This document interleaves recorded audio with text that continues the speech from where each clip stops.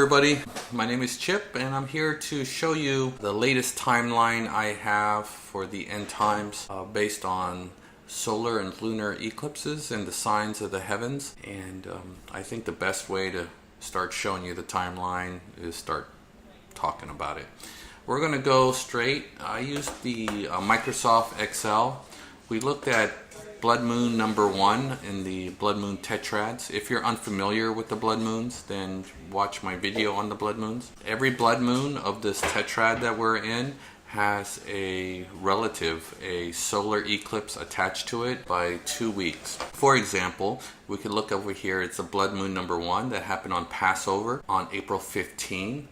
2014, which happens to be in the 6,000th year of the Torah calendar. So that was our first blood moon. Hopefully you saw it. I know I saw it. It was very beautiful. The day after, during Passover week, here in the United States on the East Coast, we had, as you can see there, a rainbow ring around the sun, which is an uncommon, not so much rare. It has to do with ice crystals in the sky, but because it fell on during Passover week, I believe it was significant, at least for us in the States, and I placed it right there.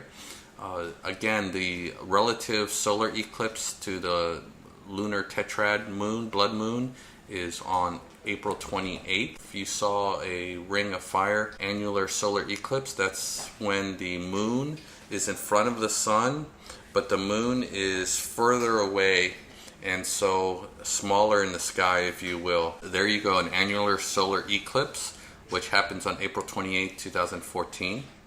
And then from the 3 feasts of the Lord in the spring, which is Passover, unleavened bread, and first fruits, we have Pentecost in the summer. And the day before Pentecost, there was a sign in the heaven, which is actually by the sun. There's satellites that watch the sun, and the sun has weather, if you will, and it has what is called a CME, a coronary mass ejection, which are storms coming out of the sun. And on that day before Pentecost, a weird thing happened. For the first time ever, a giant cross comes out of the sun, as we could see there. That's probably, my guess is a size of at least 20 Earths or maybe 100, but it's huge, and you could see it right there, which was really strange. We've never seen any type of straight lines come out of a CMA before, and we definitely got one there. Now, for us filming this, it's July 2014. We have the second blood moon coming up this year. And within the 4 blood moon tetrads, if you watch my earlier video, the first one happened in 48 when Israel became a nation. The second one happened in 67 when Jerusalem became part of Israel. And I believe this tetrad will be completed by the temple. So Israel, Jerusalem, temple. And I think the temple is going to be the cause of a lot of the warfare we see right now. Right now we have rockets firing back and forth from Israel to Hamas. We have the army called ISIS coming in as well.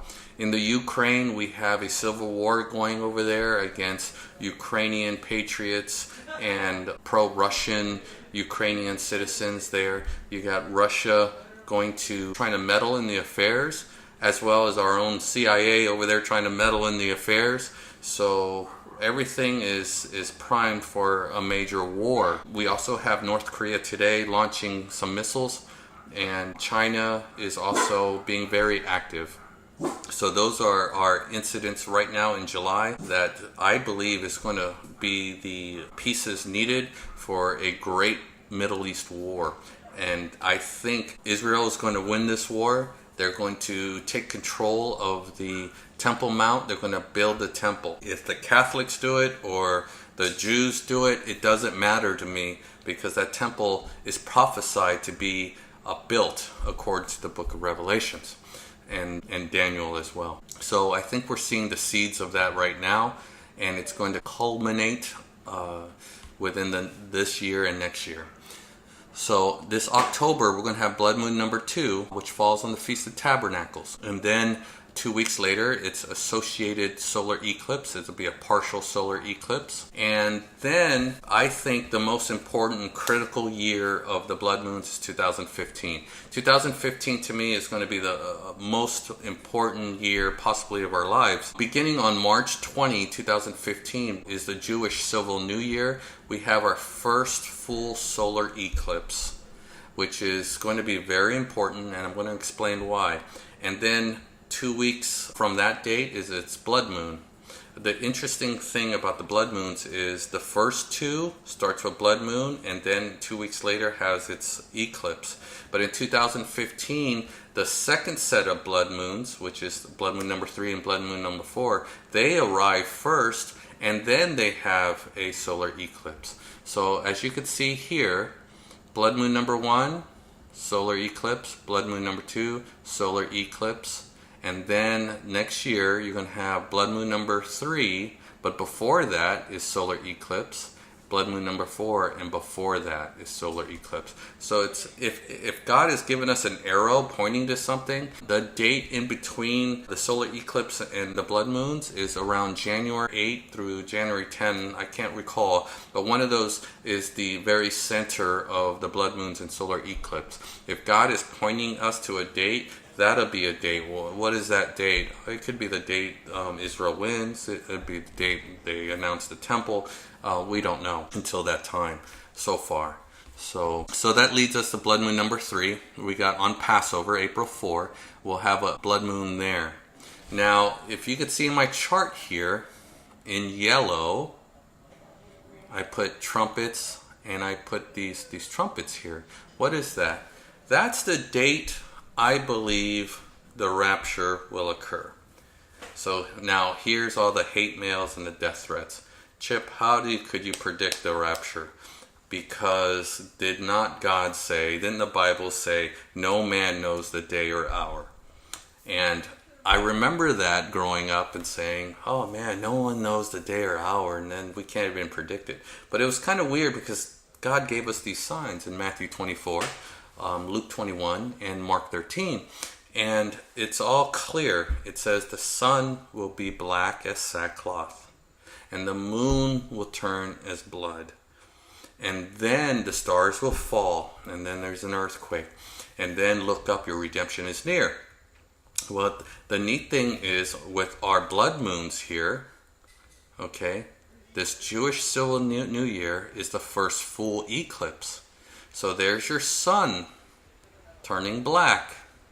And then 2 weeks later, your moon will turn as blood. Then the stars has got to fall.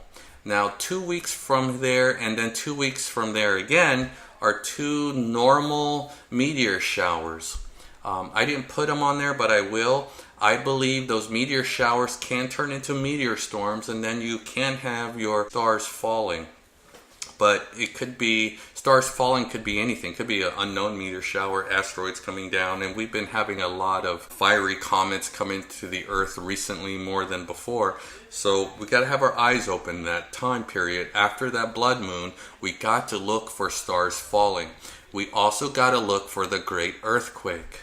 The earthquake is going to come after that. So if those two signs occur after this blood moon, but before the Feast of Trumpets, then I could say that the rapture most likely will be on this Feast of Trumpets. To solidify that, Jesus says, no man knows the day or hour.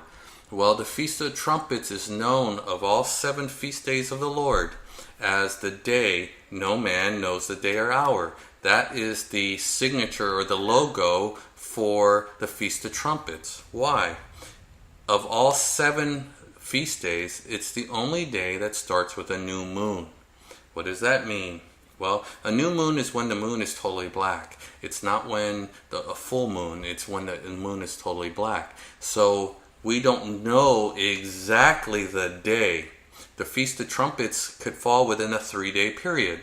In the old times, the Jews were at the temple. The rabbis had to go look with 2 witnesses, look for a sliver of light over the new moon. Once they see that sliver of light, They'll call, this is the day of the Feast of Trumpets. They'll take their 2 runners to run across Jerusalem to announce that this day is the Feast of Trumpets. Another thing about the Feast of Trumpets is that morning when they blow the horns to announce everyone that today is the Feast of Trumpets, all the workers of the field, when they hear the horns blow, they drop what they're doing. All the Jewish workers will drop what they're doing and head to the temple. Okay, you see the symbolism there? The non-Jewish workers, okay, which they had, did not celebrate the Feast of Trumpets, and they continued to do their work.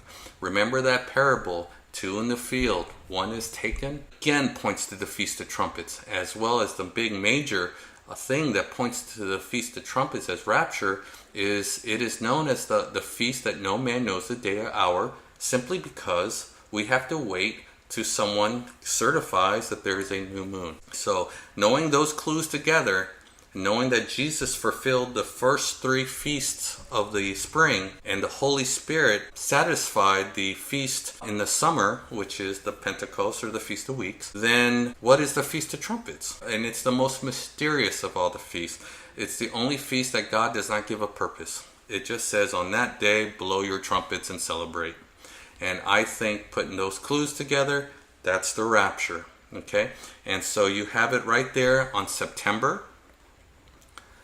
Again, the prerequisites, the stars got to fall, and the earthquake, the great earthquake. We see those 2 things happen between these 2 dates here, then you better be prayed up and get ready, prepare yourself as the bride. Little side note, do I think all Christians will be raptured? Absolutely not. Matter of fact, I don't think it will leave an impact. I don't think many people will be going in relation to the human population. Just so many Christians are so worldly.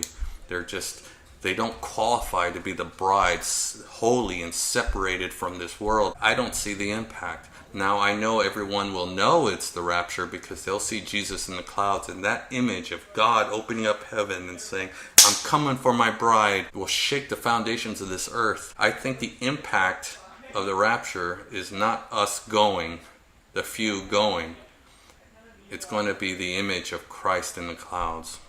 And that's why in Revelation 6 it says the people will mourn.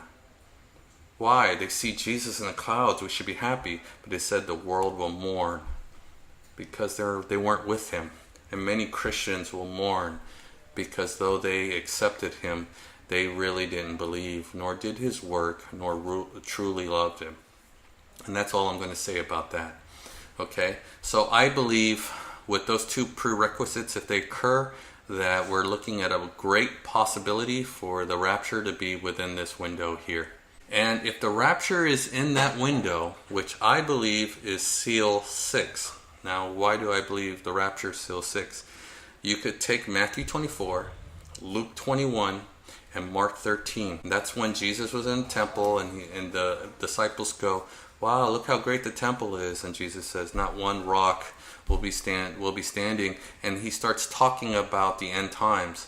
You take those signs that Jesus says to watch out for. He did tell us to watch out for those signs. And then you compare them with Revelation 6, the seal 6. And you could see they're identical. The sun is black, the moon is blood.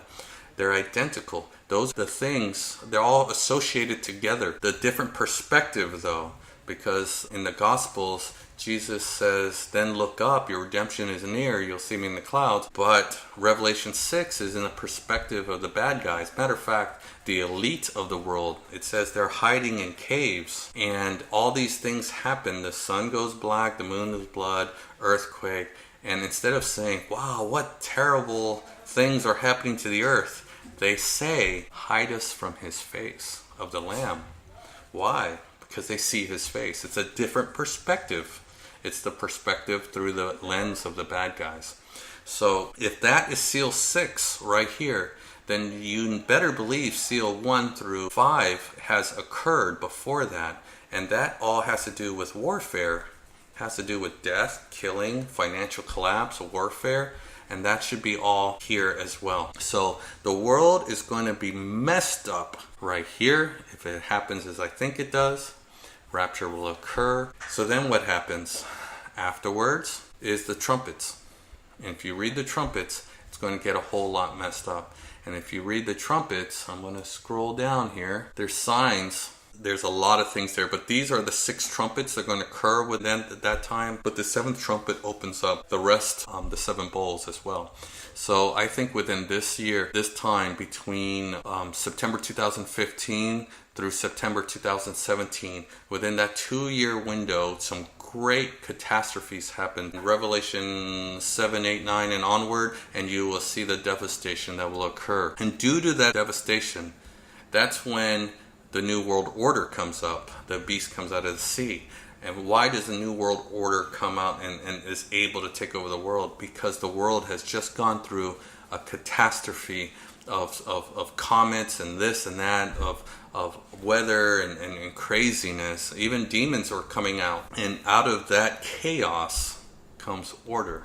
Black order, but order nevertheless. That's the beast rising. So I think it's going to come there. Now, I need to tell you about Revelation 12. If you read Revelation 12, John says at that point, now this is after the trumpets, John sees a vision in the sky, and he sees a woman clothed with the sun, the moon by her feet, with a crown of 12 stars, about to give birth, and then there's the dragon. So I'm going to go and show you that image. That actually is on September 23, 2017. This is the only time. I haven't verified it, but someone on YouTube actually said they checked 1,000 years before and 1,000 years after, and the sign never qualifies, but only at this point. And it's easy to do. If you use the free skyware program called Stellarium, you could actually go through thousands of years forward and back quite simply in a day and figure that out. A lot of work though. But here it is. We have Virgo. John says, I see a vision, and he sees a woman. That's Virgo, clothed with the sun. There's the sun by her shoulders. The moon by her feet. The moon's right there by her feet. Crown of 12 stars. Now, on top of her head is Leo. Leo has 9 stars. But on that date, 3 planets go through Leo, and it gives her a crown of 12. I like to call it the lion crown. It gives you the lion crown of 12 on her head. Now, to solidify, this is exactly what the Bible was talking about in Revelation 12. It says she was pregnant with child. Well, there's Jupiter. There it is. Okay, between her legs, about to give birth. Jupiter represents Jesus. To point that, I'm going to go to Jupiter here. You see Jupiter? It's colored of wood. Jesus was nailed to wood. Okay, Jesus was pierced. Here's pierced. Here's the big pierce on his side. There's also many storms that could qualify for the piercings of his hands and his feet, and as well as all other cuts he had on his body. But it's neat that Jupiter actually looks like wood, and it's actually pierced. And it's the king planet, always representing a king, the biggest king, Jesus Christ. To back that up, Saturn represents Satan, and that's where Saturn gets its name. To point to that, I want to show you with the rings, which is like a fake crown. When you see like the Statue of Liberty with the rays she wears, that all comes from a halo ring. Once you research that, it's all the same. And Saturn represents Satan. And how do I know that? Because on its North Pole shape, that's very odd, 6-sided hexagon. And that's where we get the term, oh, the witch put a hex on me. That means a curse. So it's the hex. And you could see it's shaped as a hex there. It's weird. It's the only thing that we know in the heavens that has this. And in the middle of that, a giant storm, as you see there. It's very odd that a geometric shape is on a planet like that. There you go. And so that's a hex. Again, the sign of Satan. But on its south pole, as you could see there, is the great eye, like the eye of Sauron, the eye of the triangle of your bill. So it has 2 symbols, actually 3 if you count the rings, that represent Satan. And that's great if you do a study on your own. I could actually go deeper in that, and that's actually a whole study of its own right there. But I just wanted to show you that. So back to this. So if that is the sign in heaven, and that points to Revelation 12. So on this date, that must mean Revelation 4 through 11 happens before this date.